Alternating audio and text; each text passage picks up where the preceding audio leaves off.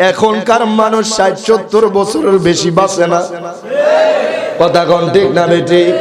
এই নোয়াগাঁয়ের জমিনে এমনও মানুষ ছিল যেই মানুষগুলা আপনার দুনিয়াতে নাই, ওই মানুষগুলা বাজানার পৃথিবীতে আসতে পারবে না।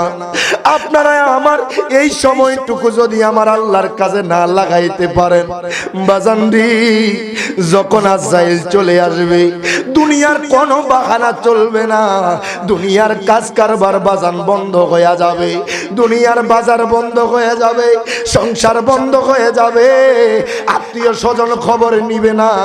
আপনি মারা গেলে আপনার বাবাও আপনার খবর রাখবে না, আপনি মারা গেলে কয়েকদিন পর আপনার মা আপনার খবর নিবে না। এরে বাজান রে, ও আমার রামগঞ্জের মানুষ, সময় থাকতে বাজান কবরের কথা স্মরণ করেন, সময় থাকতে বাজান আপনি মরণের কথা স্মরণ করেন।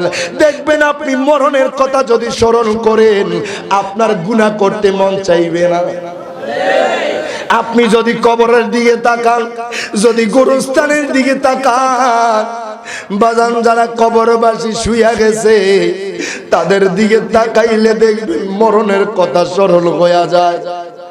হায় হায়, মরণের যন্ত্রণা কত কঠিন, মৃত্যুর যন্ত্রণা বাজান কত কঠিন। আমার নবী কয় উম্মত, মারহাবা কোন, ও উম্মত, একটা মৃত ব্যক্তির যন্ত্রণা কত কঠিন হবে জানোনি? ও উম্মত, একটা জীবন্ত ওটের শরীর থেকে যদি তার চামড়াটা উঠায়া ফেলা হয়, আমার নবী কয় উম্মত রে, একবার নয় দুইবার নয়, একবারে 100 বার যদি কোনো ওটের শরীর থেকে চামড়াটা উঠায়া ফেলা হয়, আমার নবী কয় উম্মত শোনো শোনো, ওই ওটটা যত বেশি কষ্ট পায় আমার উম্মতের মরণের যন্ত্রণা তার চাইতে ভয়ানক হবে। জবান খুলে বলা যাবে না আল্লাহু আকবার। তারপরও আমি আপনি হারাম ছাড়ি না, মরণ মরতে হবে একদিন, কিন্তু বাজান হালাল পথে চলি না। আমি আপনি মা বাবার খেদমত করি না, আমি আপনি বাজান প্রতিনিয়ত মিথ্যা কথা বলি, আমি আপনি প্রতিনিয়ত সুগল করি বাজান গীবতি করি।